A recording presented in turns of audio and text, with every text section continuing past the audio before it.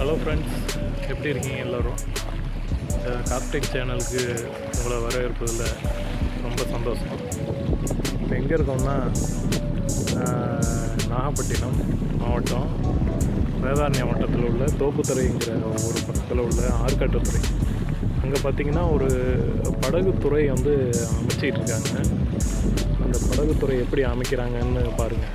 Road ஃபுல்லாக நம்ம வந்து கருங்கல்லையே உள்ள ரோடு கூட்டு போகிறாங்க. அந்த உள்ள போட்டு நிப்பாட்டுறதுக்கு படகுத்துறை அமைக்கிறாங்க. இந்த பக்கம் இந்த ரோடு பார்த்திங்கன்னா எவ்வளோ தூரம் வருது, அப்படியே வந்து அதுக்கு இன்னொரு ரோடு அந்த பக்கம் அந்த கரையில் பண்ணிகிட்ருக்காங்க. ரோட்லாம் அப்படியே ஒரு ரவுண்டு இங்கேருந்து போகிற வண்டி வந்து அப்படியே சுற்றி அந்த பக்கமாக வர மாதிரி நல்ல முறையில் பண்ணிகிட்ருக்காங்க. ஃபுல்லாக கருங்கல்லே அந்த ரோடு பண்ணிகிட்ருக்காங்க. பார்த்தா தெரியும் உங்களுக்கு. பாருங்கள் எவ்வளோ பெரிய கல்.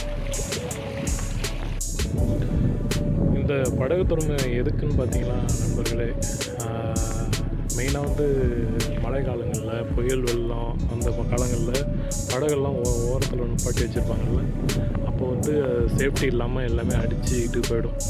ஆனால் இவ்வளோ படகு இருக்குல்ல, இவ்வளோ படகுகளும் சேதமடைஞ்சிடும். இப்போ வந்து இது போட்டாங்கன்னா, ஹார்பர் பண்ணிட்டாங்கன்னா ஓரத்துலேயே சேஃப்டியாக கட்டி வச்சுருவாங்க. அப்போ எந்த வித பாதிப்பும் இருக்காது படகுகளுக்கு. அப்போ மீனவர்களுக்கு ஒரே நல்ல ஒரு வாய்ப்பாக இருக்கும். வந்து சீக்கிரமாக இறங்கி படகு எடுத்துக்கிட்டு டக்குன்னு போகிறதுக்கு, மீன் பிடிக்க போகிறப்பெல்லாம் வந்து ரொம்ப பாதுகாப்பாகவும் எளிமையாகவும் இருக்கும். அதுக்காக தான் இந்த படகு துறைமுகம். இது கிட்டத்தட்ட ஒரு 150 கோடி ப்ராஜெக்ட்டுன்னு நினைக்கிறேன். அது வந்து இந்திய அரசும் நபார்ட் பேங்கும் சேர்ந்து இந்த ப்ராஜெக்டை பண்ணிகிட்ருக்காங்க.